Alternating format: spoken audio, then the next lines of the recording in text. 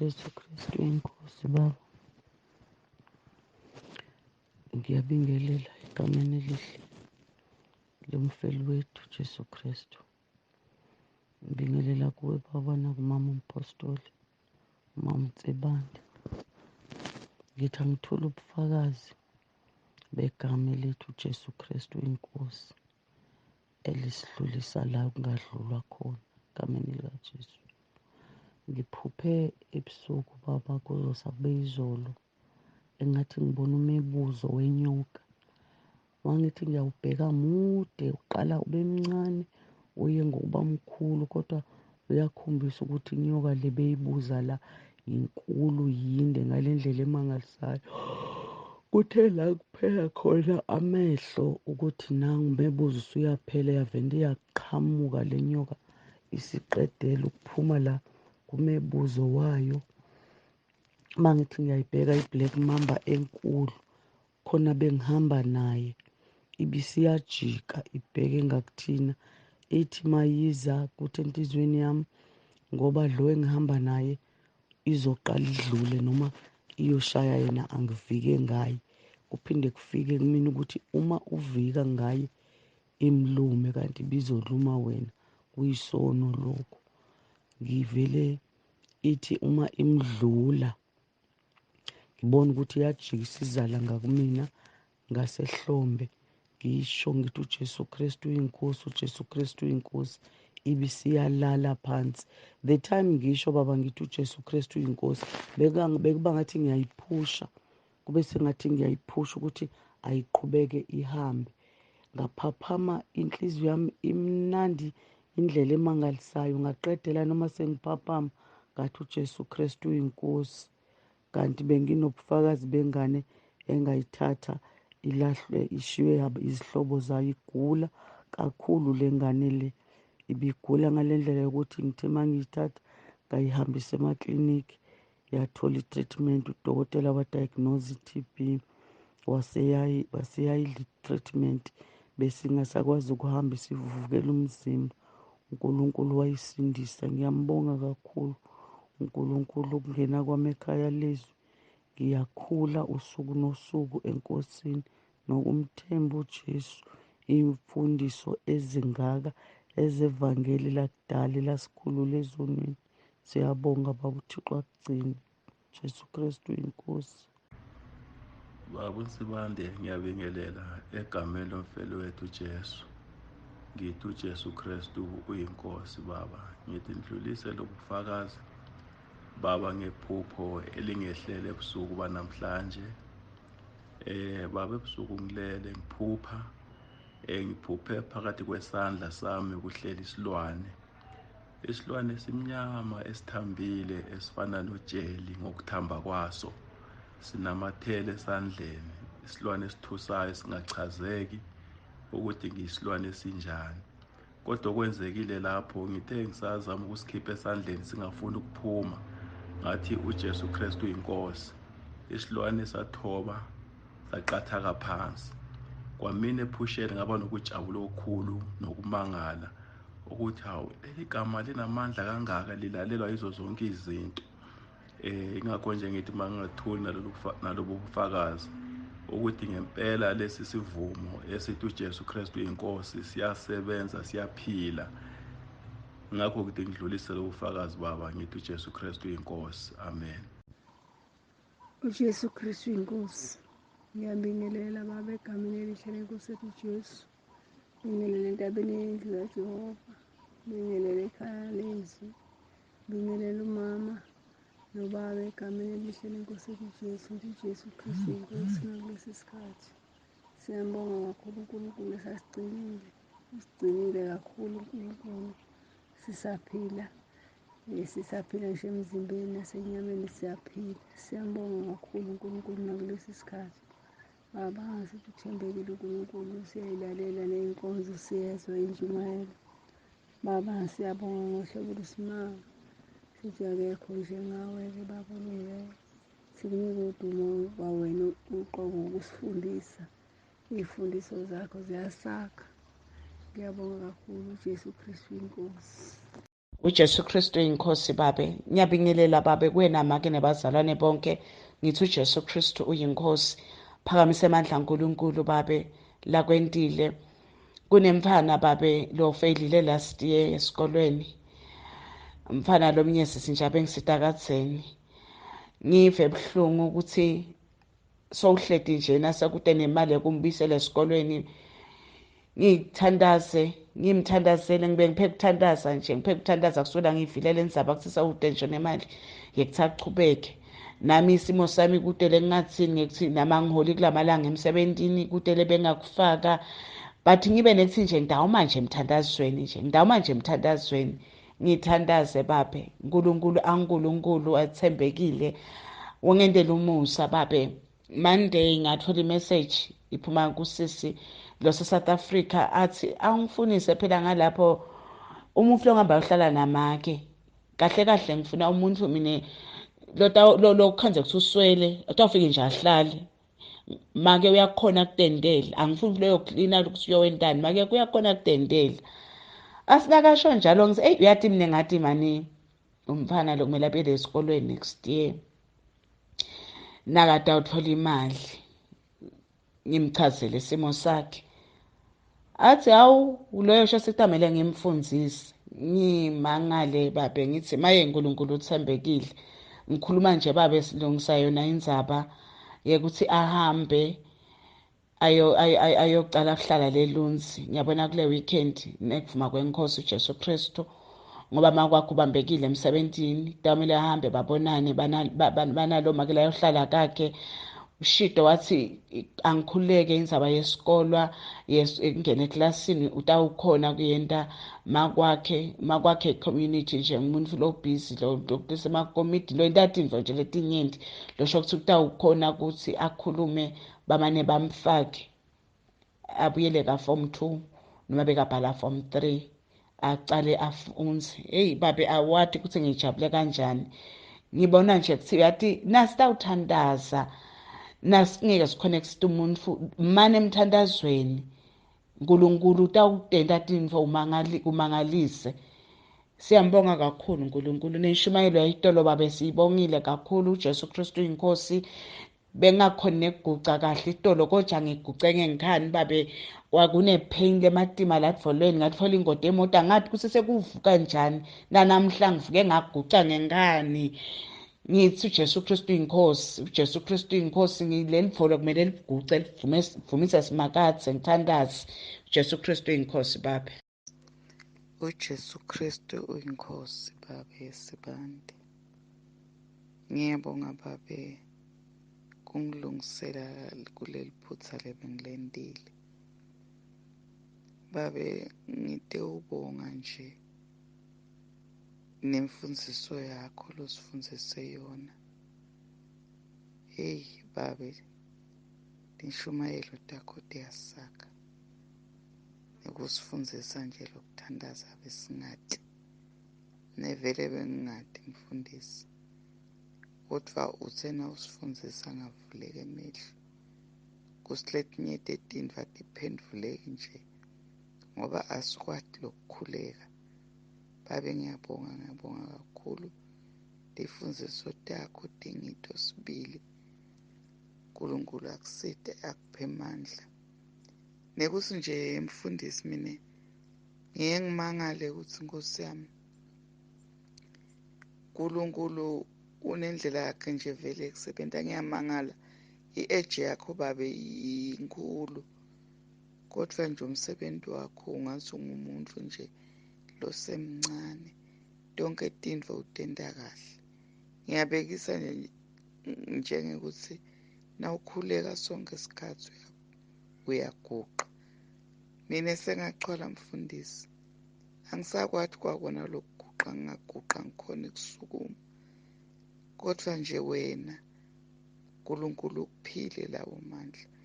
Ngiyathandaza Nkosi yami mfundisi ukuthi kwangathi uNkulunkulu ebangakwanzisela uqhubeke uphile uqhubeke uqhubele livangeli ungesabi ume nesibinzi ube nje nesibinzi sekukhuluma letintfo leti mina nje kwesinye isikhathi ngesabe ukuthi kujwa lokhu ngidakubeka kanjani kuloya mzalwane, kepha wena Nkosi, inkosi ikuqinisile yakupha sibinzi sekukhuluma liqiniso njengoba njalo.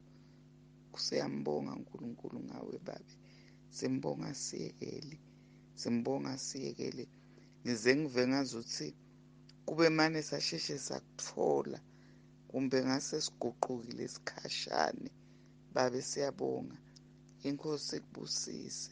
Siyawubona-ke nemehluko lamakhaya nasithandaza lo mthandazo lo siphe wona, umehluko ukhona. Sithi Jesu Kristu inkosi babe, Jesu Kristu inkosi, Jesu Kristu inkosi. Jesu Kristu inkosi, ngiyabingelela kubaba nomndeni wakhe, ngibingelele abazalwane basekhaya leZwi. Baba, ngithi ngidlulisa ukumbonga uNkulunkulu esasigcinile kukho konke. Eyi baba, ngazi ngingachaza ngithini ngendlela nje uNkulunkulu akamangalisa ngayo empilweni zethu. Angazi ukuthi kunenjabulo engaka kaNkulunkulu, sasifihlelekile singazi ukuthi kanti ukukholwa ukusindiswa kumnandi kangaka, sithi kusindisiwe. Kanti yeyi bazalwane, uNkulunkulu uyasithanda. Ngiyambonga kakhulu uNkulunkulu bazalwane.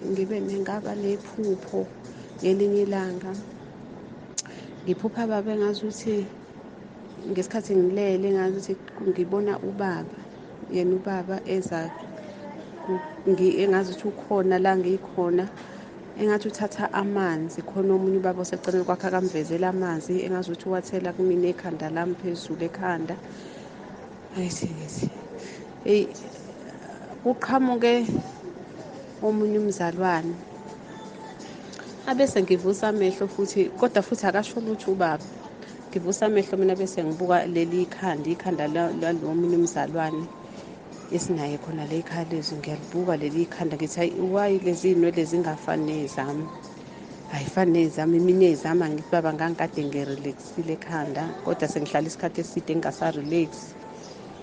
Ngithi ngiyibuyisele esimweni iy'nwele zami, hhayi ngayibona lento ephusheni ukuthi akufanele ngabe kuthiwa ngihleli nalezi iy'nwele, ngoba ngesikhathi ey'thela ngamanzi kwaba nomehluko, zaba buyophu okukhomba ukuthi khona into engayenza zona.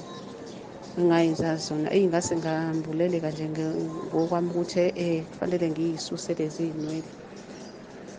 Ngayigunda, kodwa ngase ngibhalile vele ezonweni zami ukuthi ngalenza ikhanda ngalirelax.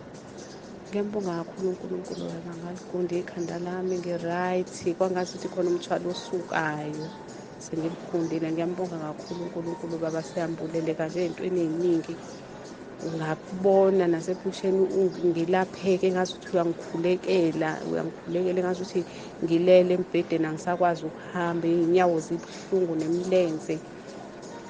Heyi, ngasho ngathi heyi, ngaze ngalapheka. Kwaba ukuthula kwey'nyawo kanti bezingiphatha konke nama-ulcer, sengingenele ey'nyaweni phela manje nami, ngoba kwakuyimilenze nje iba buhlungu. Heyi, ngabona ukuthi uNkulunkulu ukhona, kwaphela konke. Ngiyambonga uNkulunkulu, uJesu Kristu inkosi la. uJesu Kristu inkosi.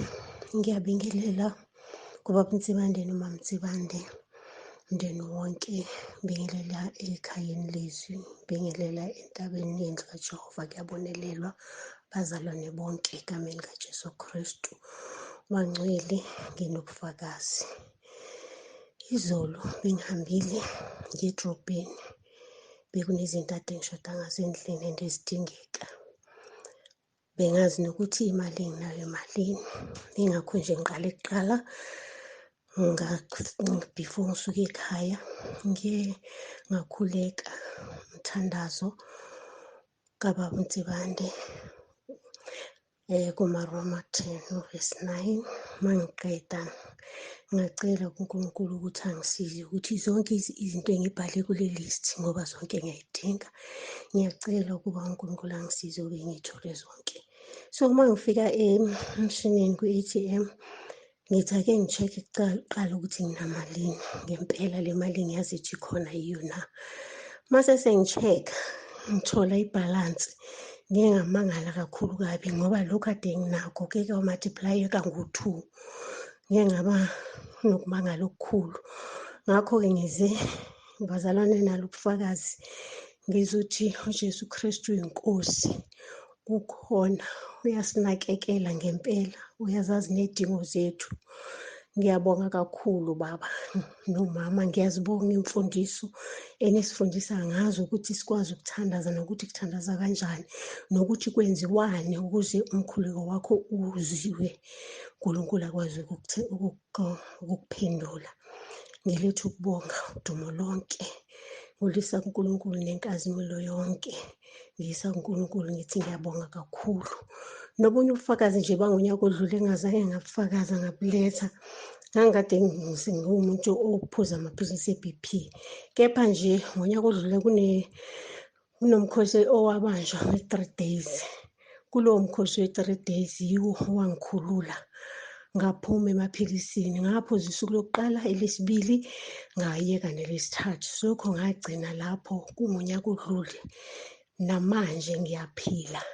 Ngithanda ukuphakamisa igama likaJesu Kristu ukuthi liyaphila, liyaphilisa.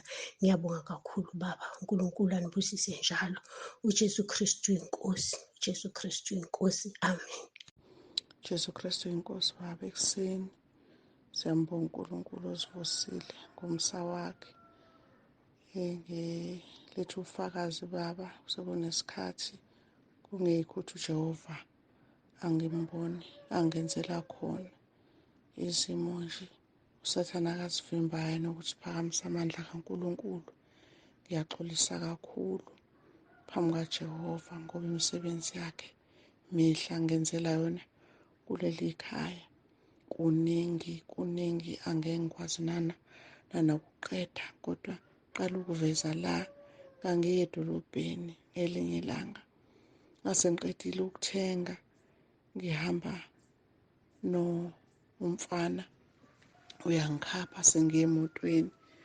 Ngiyafika-ke ngiyalinda imoto, ngifica umntwana engihamba naye usaye kwenye indawo ngilinde.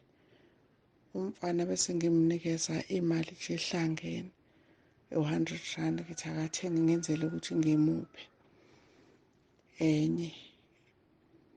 Uma eya kumama, labo mama abathengisayo abakuthiwa esechemeni abachayayo,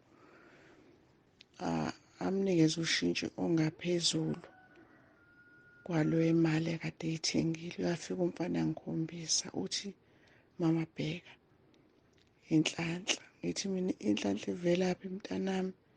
Ayikho-ke inhlanhla kanjena, ngicela ungibuyiselele imali kamama emuva. Athi hayi mama, angeke ukwenze lokho, uNkulunkulu akapha esandleni, phela uveza ngale ndlela ngathi sumsukela, ungayilandeli ulaka likaNkulunkulu mntanami, ungayilandeli ngisho isiqalekiso.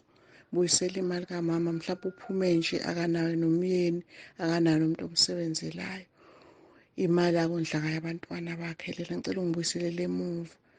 Wagoloza umfana engavumi, waze ngamtshela nje ngathi uyazi ukuthi uma ungayibuyisela le mali kamama emuva, mhlawumbe uzolanda okukhulu, uNkulunkulu olishona ilanga ekunike okungaphezulu kwalokho. Ngicela ungisize mfana wami, ungakujwayeli lokhu, ukubuyisela. Uyabona ngoba unami nje, cela ungibuyiselele emuva. Eyibuyisela umfana imali, wagcina esebonga ethi ma ngiyabonga ngoba ukuba bengenayo bengizogcina ngempela ngiyithatha le mali yomama. Ngiyabonga ukuthi ungikhombisa ukuthi lokhu engikwenzayo kurongi. Ngathi senze ukuthi abanye abantu sethembeke kwabanye abantu, sithembeke nakuNkulunkulu uqobo mfana wami. uNkulunkulu yebo akapha esandleni, kodwa ungayithathi into yomuntu ngale ndlela kanje. Wabonga umfana, ngambonga kakhulu uNkulunkulu. Ngithi uJesu Kristu uyinkosi. Amen. uJesu Kristu uyinkosi. Ekuseni ngiyabingelela kuBaba Mtsibande nomama Mtsibande nomndeni wabo wonke kulonyaka ka-2024. Siyambonga uNkulunkulu osigcinile wasithwala saze sazobona u-2024. Ngiyabingelela ekhaya leZwi kubazalwane bonke nasentabeni endlu kaJehova. Ngiyabingelela ekuseni ngezwi elilaphaya kuHezekeli 36 uvesi 27 lifundeka kanje: Ngiyakufaka umoya wami phakathi kwenu, ngenze ukuba nihambe ngezimiso zami, niyakugcina izahlulelo zami, nizenze. Ngiyambonga uNkulunkulu kakhulu. Ekuseni ngifisa nje ukuphakamisa uJesu. Bonke iy'mfundiso zenu bamtsibande nomama, kukho konke nisifundisa kona. Ngiyambonga uJesu ukuthi impela, Nkosi yami, ngey'nsuku zokugcina angenzela umusa nami nomndeni wami, ukuba uJesu angenzela isihawu esingaka sokwazi amaqiniso angaka. Ngithi ngiyakholwa kanti bengakaqali. Ngiyamdumisa uJesu. Ngifisa nje ukuthola ubufakazi bokuthi besigulelwa usisi wasemzini. Wangena nje phethe ushukela usuku 2. Kwakungekuhle neze, bekungekuhle neze. Wavele wa-black out nje, baze bamfaka e-ICU, wadayalazwa. Ukubi impela, hhayi cha, emndenini impela bekukubi, kusexoxwa enye indaba. Kodwa ngibonga uJesu owangithumela nje ukuthi ngihambe ngifike ngimvulele uRomans 10. Ngamvulela usuku lokuqala nguRomans 10 esekulo blackout. Ngalo ngiya njalo-ke. uJesu ngiyamangala, imisebenzi yakhe yamangalisa. Ngithe ngifika ngoLesine lolu, ngafika umehluko umkhulu kakhulu, esekwazi nokukhuluma, esekwazi nokubona ukuthi ubani, ngoba wayese-confused ngisho ekhanda, engazi lutho, ekhuluma nje manje. Uthi-ke mayesesho, ngoba useyakhuluma manje, useyakwazi nokukhuleka uRomans 10. Uthi ngiphuma kude, ngiphuma endaweni emnyama. Wathi angimfiseli omunye umuntu ukuthi aye kuleya ndawo. Wathi indawo engivela kuyo, wathi uNkulunkulu ungithwalile wangisiza. Ngiyambonga uJesu babtsibande noma mtsibande ngakho konke nisifundisa kona. Uyaphila bazalwane, ngaphuma noma inini. uJesu Kristu uyinkosi, udumo luya kuye. Amen.